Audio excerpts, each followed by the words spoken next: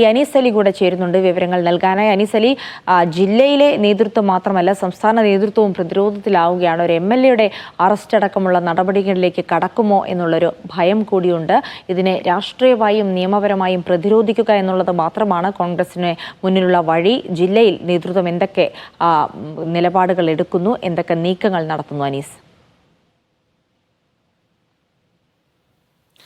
ജിൽസി, ഏറ്റവും ശ്രദ്ധിക്കേണ്ട കാര്യം എന്നാണ്, ജില്ലയിലെ ഏറ്റവും മുതിർന്ന കോൺഗ്രസിന്റെ നേതൃത്വം എന്ന് പറയുന്നത് ജില്ലാ കോൺഗ്രസ് അധ്യക്ഷനാണ്, DCC പ്രസിഡന്റ്. അദ്ദേഹം ഇപ്പോൾ പ്രതിയാണ്. അതുപോലെ തന്നെ IC ബാലകൃഷ്ണൻ MLA, അദ്ദേഹവും പ്രതിയാണ്. ഈ രണ്ടുപേരും ഇപ്പോൾ ഒളിവിലാണ്. അതോടൊപ്പം തന്നെ പാർട്ടിയിൽ നിന്ന് നേരത്തെ അച്ചടക്ക നടപടിയുടെ ഭാഗമായി പുറത്താക്കപ്പെട്ടിട്ടുള്ള KK ഗോപിനാഥൻ, അദ്ദേഹം ഇപ്പോൾ ഒരു CPM സഹയാത്രികനായിട്ടാണ് പ്രവർത്തിക്കുന്നത്. അദ്ദേഹവും ഇപ്പോൾ ഈ കേസിൽ പ്രതികളാണ്. പിന്നെയുള്ളൊരു PV ബാലചന്ദ്രനാണ്. അദ്ദേഹം മരിച്ചു പോയിട്ടുണ്ട്. അദ്ദേഹം കോൺഗ്രസ്സുകാരനായിരുന്നു. പിന്നീട് അവസാന ഘട്ടത്തിൽ CPM-ൽ ചേർന്നിട്ടാണ് അദ്ദേഹം മരിച്ചു പോകുന്നത്. ഏതായാലും ഇപ്പോൾ 4 പേർക്കെതിരെ കുറ്റപത്രത്തിൽ 4 പേർക്കെതിരെ ഈ ആത്മഹത്യാ പ്രേരണ കുറ്റം ചുമത്തിയിട്ടുണ്ട്. അവർ പ്രതികളായിട്ടുണ്ട്. അതിൽ 3 പേരാണ് ജീവിച്ചിരിക്കുന്നത്. അതിൽ 2 പേര് IC ബാലകൃഷ്ണനും അതുപോലെ ND അപ്പച്ചനുമാണ്. ഈ 2 പേരും അതുപോലെ തന്നെ KK ഗോപിനാഥനും, ഈ 3 പേരും ഇപ്പോൾ ഒളിവിലാണ്. 3 പേരുടെയും ഫോൺ സ്വിച്ച് ഓഫ് ചെയ്തിരിക്കുന്നു. അതിനിടയിലാണ് മുൻകൂർ ജാമ്യത്തിന് വേണ്ടി 3 നേതാക്കളും ശ്രമിക്കുന്നത്. KK ഗോപിനാഥൻ ഹൈക്കോടതിയിലാണ് അപേക്ഷ സമർപ്പിച്ചിട്ടുള്ളത്.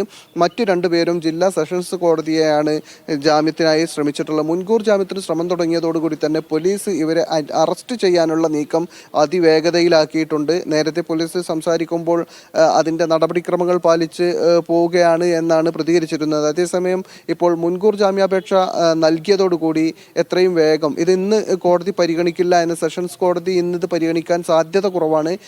ഹൈക്കോടതിയുടെ കാര്യം നമുക്കറിയില്ല. എന്തായാലും ജില്ലാ സെഷൻസ് കോടതിയിൽ ഈ 2 പേരുടെയും ജാമ്യാപേക്ഷ, അതായത് IC ബാലകൃഷ്ണൻ്റെയും ND അപ്പച്ചൻ്റെയും ജാമ്യാപേക്ഷ ഇന്ന് പരിഗണിക്കില്ല എന്ന് ഏറെക്കുറെ നമുക്ക് ഉറപ്പിക്കാനായിട്ടുണ്ട്.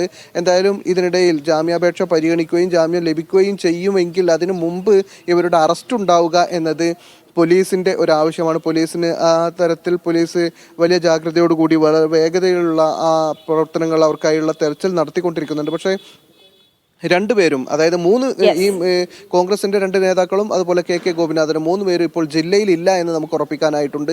ഇവിടെ നിന്ന് അവർ മാറിയിട്ടുണ്ട്. എവിടെയാണ് എന്ന് അറിയില്ല. അവരെ വിളിക്കുന്ന നമ്പറുകളെല്ലാം സ്വിച്ച് ഓഫ് ചെയ്ത നിലയിലാണ്. നിലവിൽ അവർ ഒളിവിൽ തന്നെയാണ് എന്നാണ് പറയാൻ കഴിയുക. ഏതായാലും പോലീസ് വളരെ ഊർജിതമായി അവരെവിടെയാണ് ഉണ്ടാകാൻ സാധ്യതയുള്ളത്. ND അപ്പച്ചൻ കഴിഞ്ഞ ദിവസം ഉണ്ടായിരുന്നത് തിരുവനന്തപുരത്താണ്. അവിടെ നിന്നാണ് അദ്ദേഹം മാറിയിട്ടുണ്ടാവുക. അങ്ങനെയാണെങ്കിൽ അത് എവിടേക്കായിരിക്കും എന്ന തരത്തിലുള്ള പോലീസിന്റെ ഒരു അന്വേഷണം അവർ എന്തായാലും നടത്തുന്നുണ്ട്. ജാമ്യം ലഭിക്കുന്നതിന് മുമ്പ് തന്നെ അറസ്റ്റ് ചെയ്യാനുള്ള നടപടികളാണ് പോലീസ്. തീർച്ചയായിട്ടും പോലീസിന്റെ ഭാഗത്തു നിന്ന് അറസ്റ്റിനുള്ള സാധ്യതകൾ തേടുന്നുണ്ട്. അറസ്റ്റിനുള്ള നടപടികളിലേക്ക് കടക്കുമ്പോൾ ഇപ്പോൾ പ്രതിപട്ടികയിൽ ചേർത്തിരിക്കുന്ന IC ബാലകൃഷ്ണൻ MLA ഉൾപ്പെടെ ND അപ്പച്ചൻ DCC അധ്യക്ഷനാണ്, വയനാട്ടിലെ കോൺഗ്രസ് DCC അധ്യക്ഷൻ ഉൾപ്പെടെയുള്ള ആളുകൾ ഒളിവിലാണ്. ഇവരുടെ ഫോൺ സ്വിച്ച് ഓഫ് ആണ് തുടങ്ങിയ വിവരങ്ങളാണ് ഈ ഘട്ടത്തിൽ ലഭിക്കുന്നത്.